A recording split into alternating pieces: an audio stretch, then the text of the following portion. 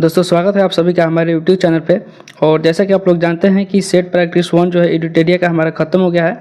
और आज हम लोग एडिटेरिया का सेट प्रैक्टिस 1 का कुछ लास्ट में कुछ प्रश्न दिए गए हैं, वन लाइनर प्रश्न जो हैं वो सारे चीज़ हम लोग ख़त्म करने हैं। और बाकी इससे रिलेटेड कितना भी प्रश्न आपको बन सकते हैं वो सारे चीज़ को आज हम लोग एक वीडियो में देखने वाले हैं। और बाकी यह चैनल आप लोगों को अच्छा लगे तो वीडियो को अच्छा रिस्पॉन्स दीजिए। चलिए अपना वीडियो स्टार्ट करते हैं। सबसे पहला प्रश्न जो दिया गया है कि भारत में मानव का सर्वप्रथम साक्ष्य प्राप्त हुआ है, यानी कि भारत में सबसे पहले मानव का साक्ष्य कहाँ से प्राप्त हुआ है, तो ये जो प्राप्त हुआ है नर्मदा घाटी से।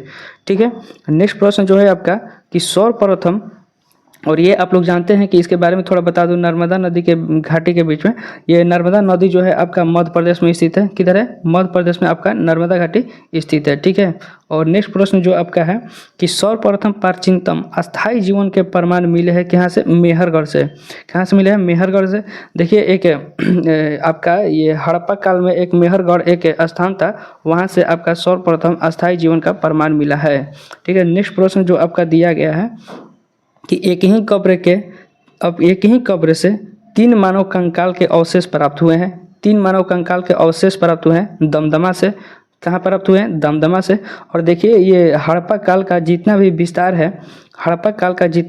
है, पूर्वी, दक्षिणी, उत्तरी, पश्चिमी, वो सारे चीज़ को हम लोग इस वीडियो के लास्ट में हम लोग देखने वाले हैं कि इसका हड़प्पा काल का कहाँ से कहाँ तक विस्तार है। ठीक है, तो चलिए अपना सबसे पहले इस प्रश्न को हम लोग क्लियर कर ले रहे हैं, उसके बाद हम लोग लास्ट में देखेंगे। ठीक है, गढ़ तवास के साक्ष्य प्राप्त हुए हैं बुर्जहोम से। और आप लोग जानते होंगे कि बुर्जहोम जो है जम्मू एंड कश्मीर में है। ठीक है, जम्मू एंड कश्मीर में है।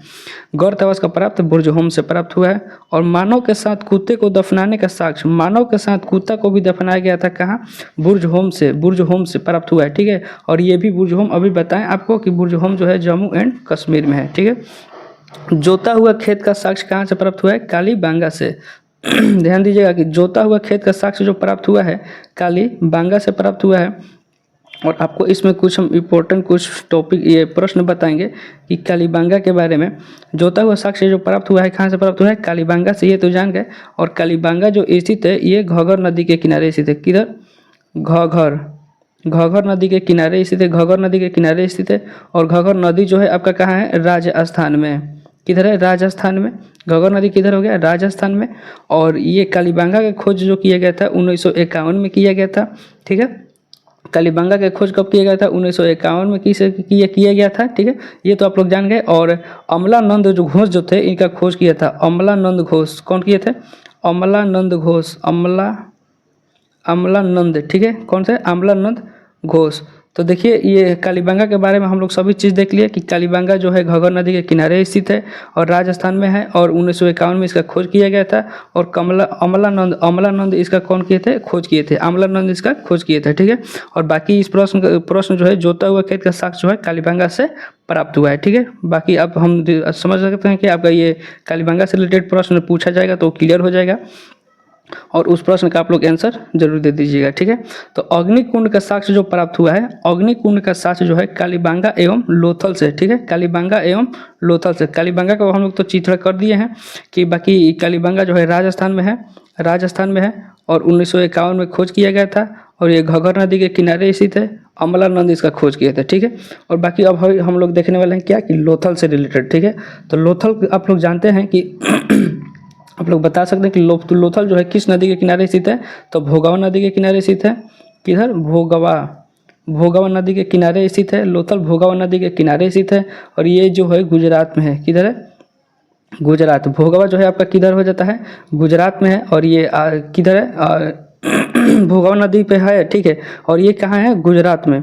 भोगावा नदी कहाँ है आपका? गुजरात में। और बाकी इसका जो खोज किए थे रंगनाथ राव 1954 में किए थे। कौन किए थे?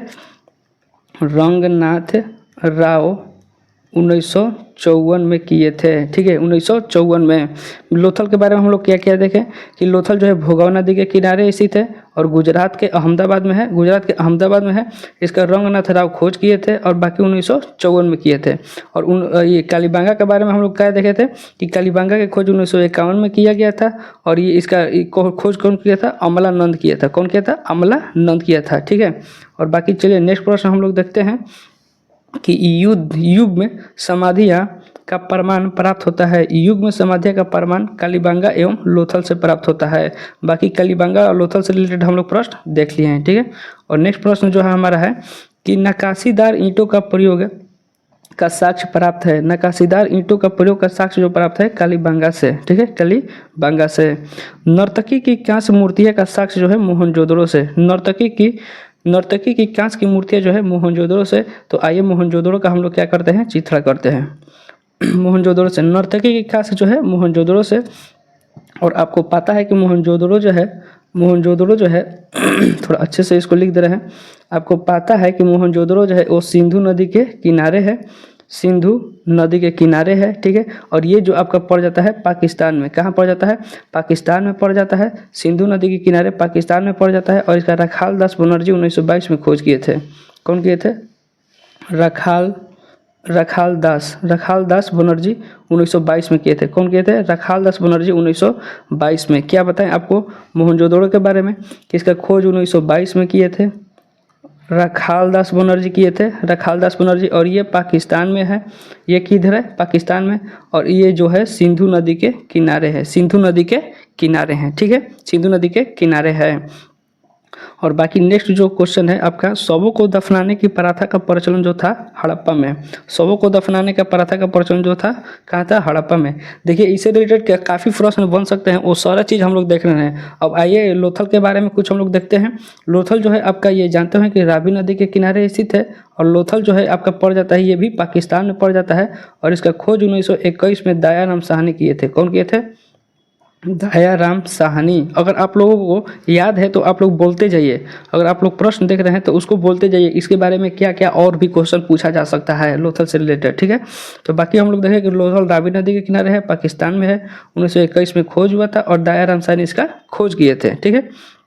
और नेक्स्ट प्रश्न जो है हमारा है कि शवों को जलाने की प्रथा मोहनजोदड़ो में, शव को जलाने की प्रथा जो थी मोहनजोदड़ो में। और बाकी इधर हम लोग आपका इधर शवों को दफनाने की प्रथा, देखिए शवों को दफनाने की प्रथा हड़प्पा में, बाकी शवों को जलाने की प्रथा मोहनजोदड़ो में। देख सकते हैं आप लोग, रिलेटेड करके आप लोग याद करिएगा तो काफ़ी प्रश्न आप लोगों को याद हो जाएगा, ठीक है। नेक्स्ट प्रश्न जो है कि 3 मुख वाले देवता की मूर्ति प्राप्त हुई है कहाँ से? मोहनजोदड़ो से। 3 मुख वाले देवता की मूर्ति जो प्राप्त हुई है मोहनजोदड़ो से प्राप्त हुई है। मिट्टी द्वारा निर्मित हल का साक्ष्य आपका मिला है किधर से?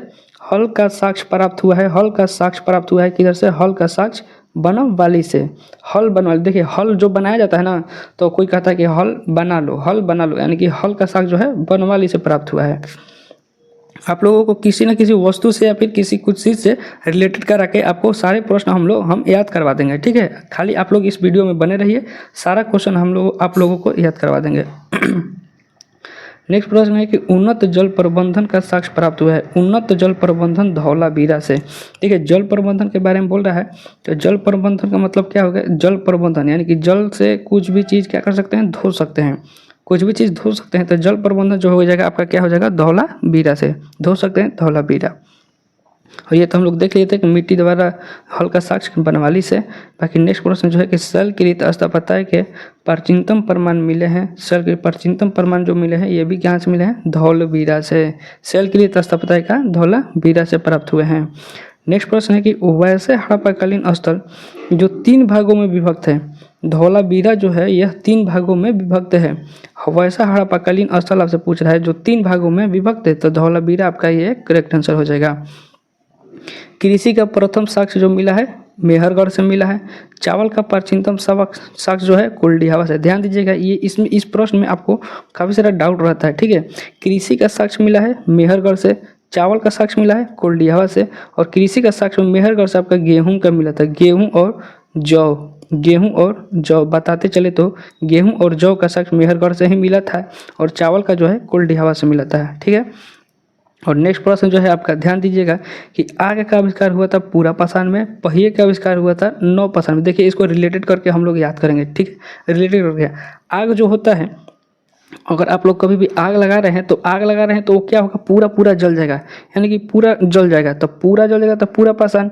पहिया जो होता है 9 पाषाण, अगर पहिया 9 लगा है ना, 9 यानी कि 9 रुपया, इसको लिखिए, क्या लिखिए? 9 रुपया।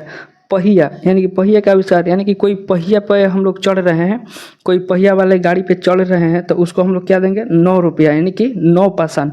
आग जलेगा तो पूरा जला देगा तो पूरा पासन, ठीक है। ऐसे डिनोट करके हम लोग याद कर सकते हैं।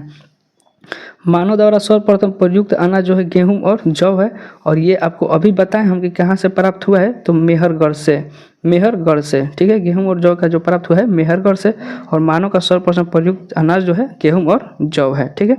और मानव द्वारा सर्वप्रथम प्रयोग में लाया जाने वाला जो धातु है वो क्या है, तांबा धातु है।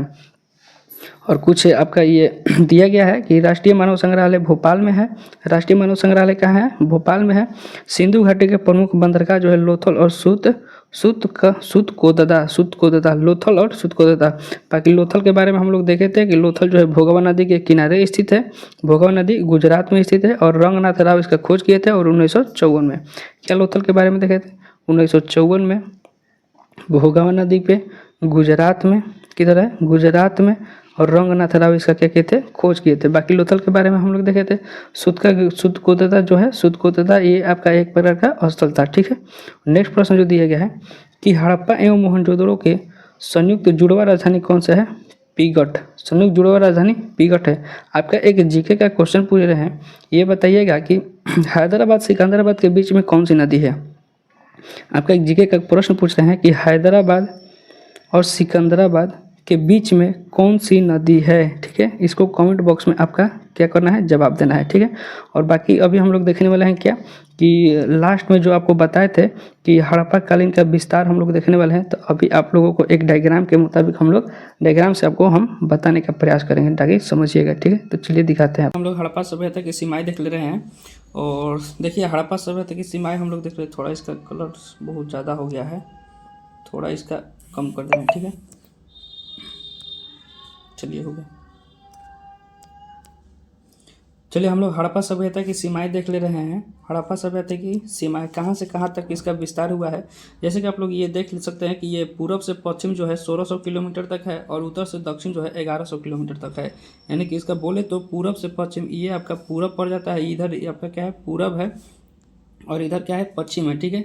तो ये पूरब से पश्चिम जो इसका विस्तार है कितना है, पूरब से पश्चिम 1600 किलोमीटर, कितना है 1600 किलोमीटर तक ये फैला हुआ है, ठीक है। उसके बाद हम बात करें यहाँ पे पूरब से पश्चिम हो गया 1600 किलोमीटर, और उत्तर से दक्षिण का बात करें यानी कि ये ऊपर हो गया उत्तर और नीचे हो गया दक्षिण, यानी कि उत्तर से दक्षिण का अगर हम बात करें यहाँ पे तो इसका विस्तार जो है 1100 किलोमीटर हो गया। कितना हो गया, 1100 किलोमीटर, ठीक है, 1100 किलोमीटर हो गया। और यहाँ पे अगर हम बात करें यहाँ पे कि ये उत्तर में क्या है, मांडा है, उत्तर में क्या स्थित है, मांडा है, उत्तर में मांडा, और मांडा जो है चिनाब नदी पर है, और ये जम्मू कश्मीर में है। यानी कि आपसे पूछा जाएगा कि हड़प्पा सभ्यता के सबसे उत्तरी बिंदु यानी कि सबसे उत्तरी विस्तार कहाँ है, तो मांडा में है, मांडा है और जम्मू कश्मीर में है, ठीक है। और आपसे पूछा जा सकता है कि मांडा जो है किस नदी के किनारे है, तो चिनाब नदी के किनारे है, ठीक है। हो गया, एक पॉइंट हो गया, ठीक है। और नेक्स्ट पॉइंट आप लोग देखिए कि आपसे ये पूछा जा सकता है कि पूर्वी विस्तार कहाँ तक है, हड़प्पा सभ्यता का पूर्वी विस्तार आलमगीरपुर, कहाँ है, आलमगीरपुर। और आलमगीरपुर जो है वो मेरठ, यानी कि मेरठ आप लोग जानते हैं कि उत्तर प्रदेश में है, और ये आलमगीरपुर जो है वो हिंडन नदी के किनारे है। यानी कि आपसे पूछा जा सकता है कि हड़प्पा सभ्यता का सबसे पूर्वी विस्तार कहाँ तक है, तो आलमगीरपुर यानी कि उत्तर प्रदेश तक है, और आलमगीरपुर जो है हिंडन नदी के किनारे स्थित है, ठीक है। नेक्स्ट आपसे नेक्स्ट क्या है, नेक्स्ट हम देखते हैं कि यह इसका दक्षिणी विस्तार कहाँ तक है। दक्षिणी विस्तार जो है दैमाबाद, दैमाबाद आपका महाराष्ट्र में पड़ता है, और ये गोदावरी नदी के किनारे स्थित है, और ये दक्षिणी बिंदु सबसे हो जाता है आपका हड़प्पा सभ्यता का, ठीक है। वहीं हम अगर बात करें कि हड़प्पा सभ्यता का ये उत्तरी हो गया, पूर्वी हो गया, दक्षिणी हो गया, और पूर्व से पश्चिम की ओर अगर हम देखें तो सूतका गेंडोर, ये आपका सूतका गेंडोर बलूचिस्तान यानी कि बोले तो आपका ये पाकिस्तान में पड़ जाता है, बलूचिस्तान पाकिस्तान में पड़ जाता है। और ये दासक नदी के किनारे है, कौन सी नदी के, दासक नदी के किनारे है। यानी कि आपसे ये इसमें से काफ़ी सारे प्रश्न आपसे पूछे जा सकते हैं, ठीक है। तो सबसे पहले हम लोग क्या देखें कि सबसे उत्तरी विस्तार मांडा है, दक्षिणी जो है दैमाबाद, पूर्वी आलमगीरपुर, और पश्चिमी जो है सूतका गेंडोर है, ठीक है। मांडा चिनाब नदी पे हो गया, और आलमगीरपुर हिंडन नदी पर हो गया, दैमाबाद आपका गोदावरी नदी हो गया, और सूतका गेंडोर जो हो गया दासक नदी पे हो गया, ठीक है। मांडा जम्मू कश्मीर में है, आलमगीरपुर मेरठ उत्तर प्रदेश में है, दैमाबाद महाराष्ट्र में है, और आपका ये सूतका गेंडोर जो है बलूचिस्तान पाकिस्तान में है, ठीक है। बाकी यह वीडियो आप लोगों को अच्छा ये सारा चीज़ हम लोग देख लिए, बाकी स्क्रीनशॉट आपका इसको ले सकते हैं, आप लोग ले सकते हैं। और बाकी अगर यह वीडियो आप लोगों को अच्छा लगे तो वीडियो को लाइक करिए, चैनल को सब्सक्राइब करिए और दोस्तों के पास शेयर जरूर करिए। ठीक है, तब तक मिलते हैं नेक्स्ट वीडियो में।